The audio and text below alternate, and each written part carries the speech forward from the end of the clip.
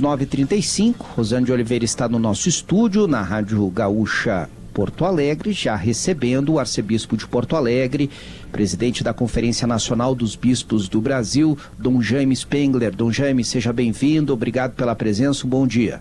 Bom dia, é sempre um prazer, uma alegria poder conversar com os ouvintes da Gaúcha. Muito obrigada por ter vindo ao estúdio nessa véspera de Natal, Dom Jaime. É sempre bom ter o senhor aqui na véspera de Natal. A gente faz questão da sua presença porque queremos ouvir do senhor uma mensagem sobre o verdadeiro sentido do Natal. Hoje, quando eu comecei o programa, eu até falei isso, né? A gente não pode pensar que o Natal é só consumismo e comilança. É presente e comida, bebida. Temos que pensar no espírito de solidariedade do Natal. E eu queria começar com o senhor perguntando sobre um pouco, né? Será que as pessoas estão perdendo o espírito de Natal ou se deixando transformar, esquecer por que nós estamos falando de Natal e por que este é um feriado, o feriado mais importante, talvez, de todo o calendário? Natal, para nós, antes de tudo, é celebração do nascimento de uma pessoa, de Jesus Cristo. Se estamos perdendo o sentido ou não deste acontecimento, eu não saberia avaliar. No entanto, eu creio ser necessário sempre de novo ressaltar aquilo que é o núcleo da celebração natalina. O nascimento de Jesus de Nazaré em Belém, né, na Galileia, na Judéia. É também certamente uma oportunidade única para cultivar entre nós o espírito familiar, a solidariedade, a proximidade, a intimidade. E durante este tempo ou estes dias nós temos o costume, às vezes me vem fora uma outra palavra ainda no italiano, viu? Né? Temos o costume da troca de presentes. Isso tem um aspecto sim comercial que alguns setores podem criticar, com razão ou sem razão, não saberia avaliar, mas o espírito que está por trás disto é muito bonito. E talvez isso sim nós poderíamos tentar resgatar. Ou seja, Deus nos fez o maior dos presentes. Nos deu alguém que para nós é caminho, verdade e vida, que nos oferece um horizonte específico a partir da fé. Esse é o maior presente que nós recebemos. Isso nos dá, por assim dizer, saúde, inclusive. Nos proporciona aquilo que na linguagem da fé nós dizemos salvação. E a troca de presentes entre nós é recordação deste grande presente que Deus nos fez. Então não tenhamos, eu diria assim, receio ou algo parecido com este costume tão bonito entre nós. Mas não esqueçamos também da solidariedade com os mais necessitados. Chu, eu convidei a Kathleen Moreira para participar dessa entrevista aqui no estúdio conosco, porque a Kathleen, ela é ministra da Eucaristia, ela é catequista e ela também vai fazer perguntas para o Dom Jaime. Esclarecendo sempre aqui que nós falamos para um público muito amplo, de diferentes religiões, e eu sei o quanto o senhor respeita outras religiões também, por isso nós não estamos aqui falando apenas para os católicos, né, que são a sua religião. Kathleen, bom dia, seja bem-vinda também aqui ao Gaúcha Atualidade. Bom dia, Rosane, bom dia, Chu, Dom Jaime, muito feliz de participar dessa conversa e vou pegar o gancho da Rosane, Dom Jaime, porque o senhor estando na CNBB, que é uma instituição nacional que representa a igreja, muitas vezes precisa fazer esse diálogo com outras religiões, o que por parte de alguns integrantes da Igreja Católica acaba sendo até criticado. Como que vocês lidam com essa questão do diálogo? A gente está prestes a chegar num ano de eleições em que as pessoas ficam completamente mexidas e polarizando decisões. Como lidar com esse diálogo, falando com as outras religiões, mas também mantendo os valores da Igreja Católica? Existem dois âmbitos aqui de diálogo. O diálogo interreligioso com as grandes religiões e aquilo que nós dizemos o diálogo ecumênico. O diálogo ecumênico se desenvolve entre igrejas cristãs e o diálogo interreligioso com as grandes religiões. Nós no Brasil estamos passando por uma transformação, eu diria, enorme do fenômeno religioso. Há uma multiplicidade de expressões Isto certamente representa um grande desafio para esse trabalho de promoção da unidade, que é próprio do ecumenismo. É verdade que temos grupos, eu diria também marcados por um fundamentalismo, por um radicalismo estranhos ao próprio Evangelho. E isto certamente requer uma capacidade ainda maior de promover o diálogo. Nós não podemos jamais esquecer o grande objetivo, eu diria assim, do próprio Jesus, quando dizia que todos sejam um. Portanto, Jesus é, por assim dizer, o desejoso promotor, se quisermos, da unidade. Nele nós somos um. A divisão é obra de um outro. E certamente uma das tristezas do cristianismo é a divisão que hoje nós assistimos. Dom Jaime, nós em abril tivemos o falecimento do Papa Francisco, algo que afetou não só a comunidade católica, mas eu diria que o mundo todo, né, pela dimensão que o Papa Francisco conseguiu ter durante todo o período, né, do papado dele. Como a Igreja tem visto este início, né, da condução feita pelo Papa Leão XIV e como tem sido lidar com este vácuo deixado pelo Papa Francisco, que era um Papa muito pop, né, como a gente costuma dizer, e que conseguiu inclusive dialogar muito bem com outras religiões, com pessoas inclusive que não têm conexões católicas. Eu diria mais, o Papa Francisco foi um promotor de diálogo com amplos setores da sociedade. Trouxe à tona temas não necessariamente eclesiais, mas temas que dizem respeito a toda a sociedade humana. Eu me recordo, por exemplo, o Pacto pela Educação, a economia de Francisco e Clara, e como não recordar todo o seu empenho em torno da questão climática.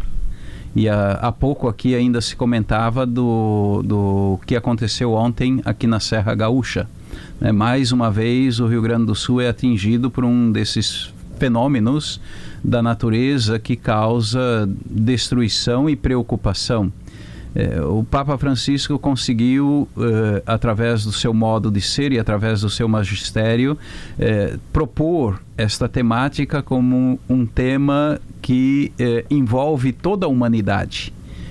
Foi um homem nesse sentido extraordinário, incompreendido por alguns, criticado por outros. Chamado de comunista por outros. Pois é, quem eu creio diz esse tipo de coisa talvez não tenha um suficiente conhecimento não só do Evangelho e da tradição cristã, mas também da doutrina da Igreja. E agora temos o Papa Leão. Eu costumo dizer, brincando, que o leão é manso. Mas parece mesmo, né? Parece uma pessoa muito serena. O leão tem um jeito muito sereno de proceder, de se expressar, e a primeira impressão que ele tem deixado é de que há uma continuidade com aquilo que Francisco nos legou.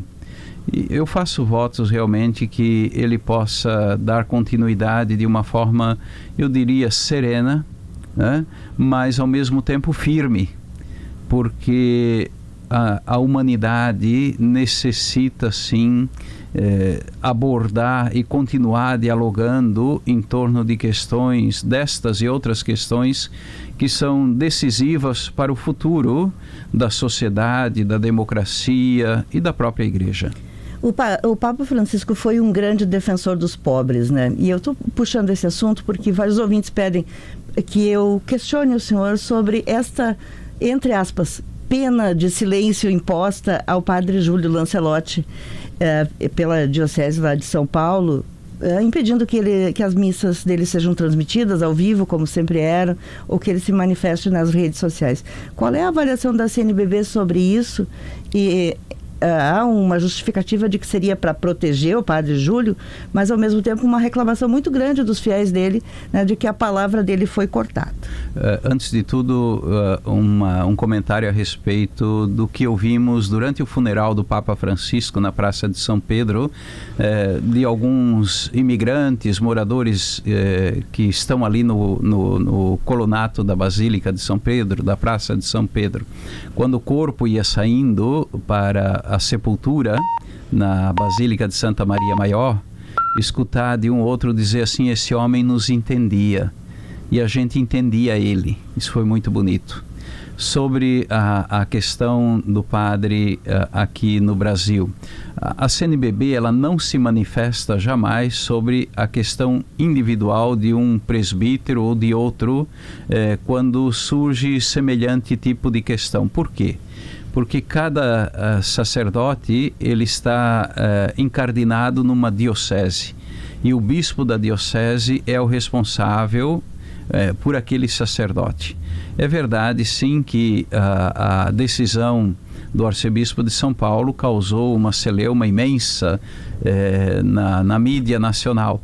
E eu diria até mais também.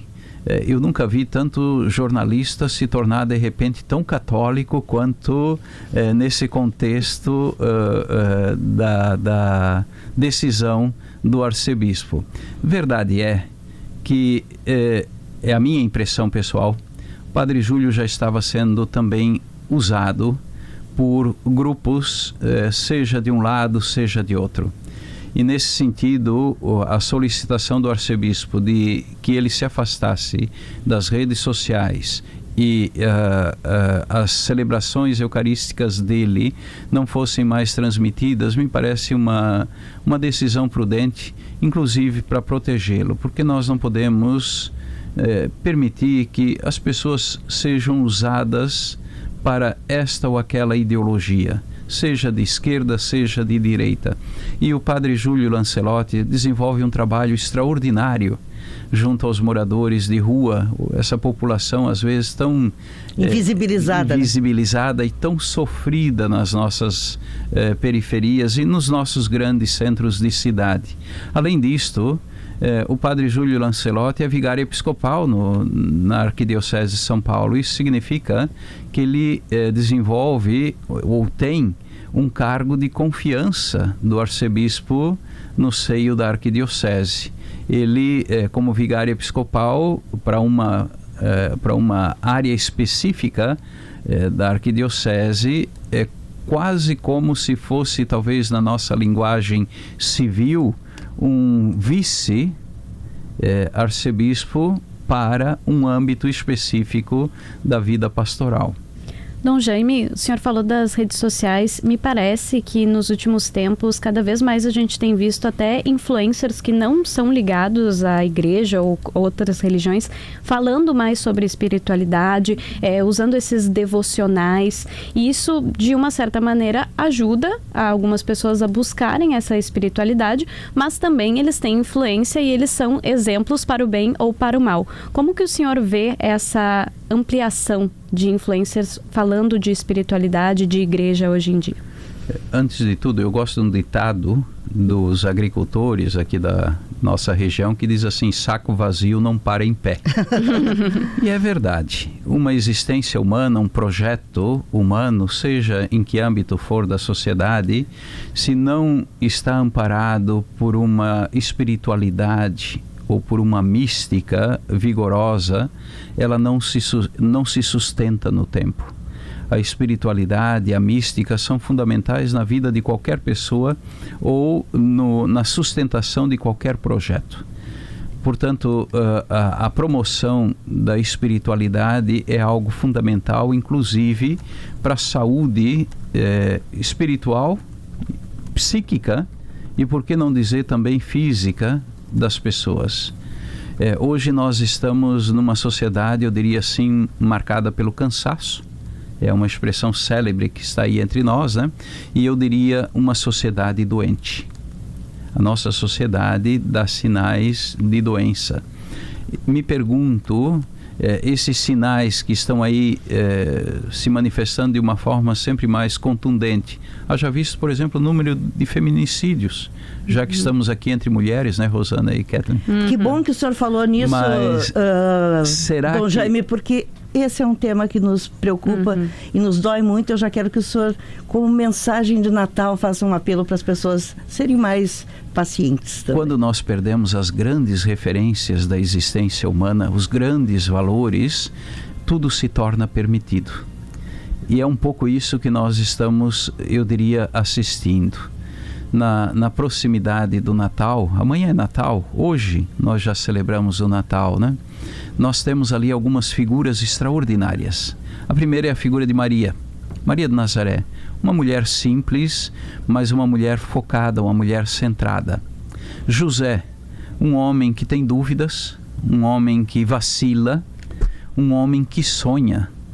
E é através do sonho que ele vai, por assim dizer, respondendo à altura das necessidades ou das exigências dentro das quais ele se encontra envolvido. Como é importante o sonho. Eu imagino, eu não sou psicólogo, mas imagino que se tem algum psicólogo nos ouvindo, há de convir que uma pessoa que não tem mais a capacidade de sonhar é uma pessoa doente, né? O sonho é algo fundamental e José recorda isto para nós ainda hoje. Mas temos também a figura de Herodes, que diante da figura de uma criança se sente ameaçado. Um homem cruel, um homem terrível, mandou matar a esposa, mandou matar filhos, mandou matar os recém-nascidos, porque se sentia ameaçado no seu poderio, nós poderíamos talvez até dizer na sua masculinidade, para fazer uma referência à questão apresentada aqui pela Rosane. São figuras, sim, emblemáticas, que nos desafiam e nos recordam algo que é fundamental para todos nós. Nós precisamos, em todas as situações do cotidiano e da vida, desenvolver aquilo que na linguagem, talvez, da filosofia se diz a obra do cuidado. E no Evangelho isso aparece na boca de Jesus, nas expressões: estejam atentos, vigiai, cuidado, vigiai. Eu creio que nós, como sociedade, precisamos sim desenvolver a obra do cuidado de uma forma toda especial. E o Natal nos recorda isto de uma forma também particular. Muito obrigada pela sua presença aqui, Dom Jaime Spengler. É um Feliz Natal para o senhor, um Feliz Natal para todos os nossos ouvintes aqui, tenham eles ou não a sua religião. Que o menino Deus que nasce em Belém possa também resgatar entre nós a dimensão da simplicidade, da filiação, da humanidade, da solidariedade entre nós. Que todos possamos ter um abençoado e santo Natal.